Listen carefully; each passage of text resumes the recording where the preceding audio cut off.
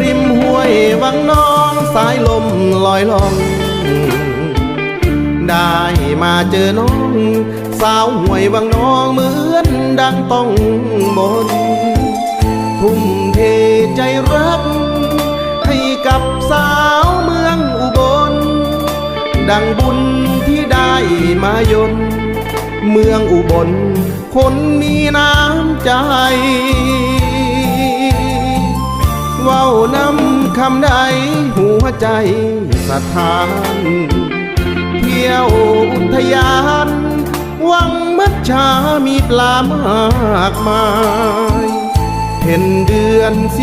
12ลอยกระทงเคียงข้าง3วัยเว้าจาออกมาคำใดผูกมัดหัวใจอ้ายปานมีมนต์